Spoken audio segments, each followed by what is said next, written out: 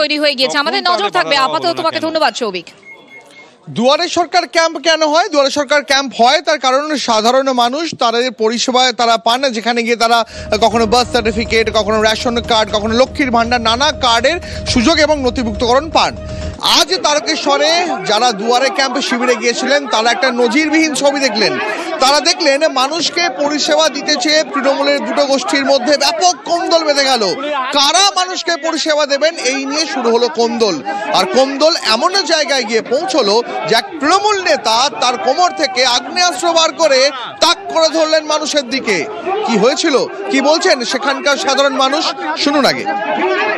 দুটো দল হয়ে গেছে, একই গোষ্ঠী, তৃণমূলের। হ্যাঁ তৃণমূলের, এই নিয়ে মারামারি হয়েছে। দুটো দলের মধ্যে কি একই দলের লোক এরকম চলছে যেটা শুনতে পেলে দুপক্ষই এসেছি। ওরা ও পাশে টেবিল পেরেছে, এ পাশে টেবিল ফেবিল সব ফেলে দিল, ফেলে দিয়ে তোকড়মোকড় হয়। তোকড়মোকড় হতে হতে গানটা পিস্তল বার করে ফেললো, গালাগালি খিস্তি। পিস্তল বার করে ফেললো? কে পিস্তলটা বার করলো? ওই যে আপনার সঙ্গে যে গানটা নিয়ন্ত্রণে আছে। হ্যাঁ সব ঠিকই আছে।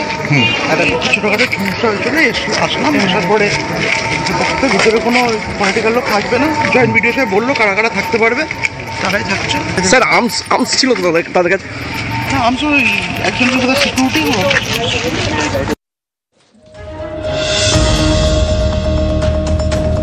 ছবি দেখালাম আপনাদের, তৃণমূল নেতা তারা দেহরক্ষী পিস্তল উঁচিয়ে ধরলেন, সেই ছবি একদম মার্ক করে দেখালাম।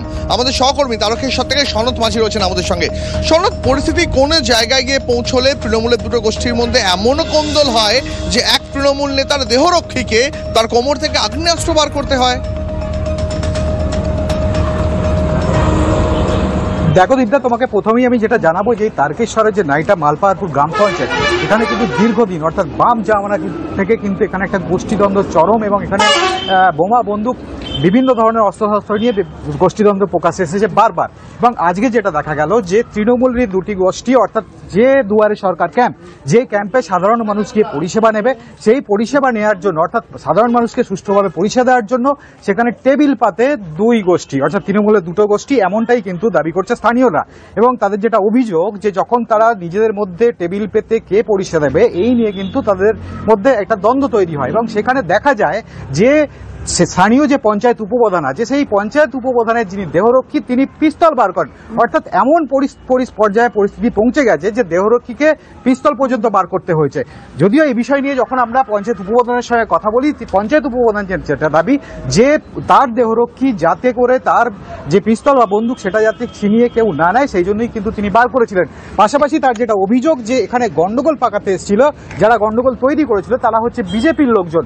কিন্তু আমরা যে সেই দেহরক্ষীর কাছে যে আগ্নেয়াস্ত্র ছিল, সেই আগ্নেয়াস্ত্র থেকে যদি কোনোভাবে গুলি বেরিয়ে যেত তাহলে দুয়ারে সরকার ক্যাম্পে যে সাধারণ মানুষ পরিষেবা নিতে এসেছিলেন, যে হাজারো মানুষ, তাদের কি হতো? আপাতত তোমাকে অনেক ধন্যবাদ। মহাকুম্ভে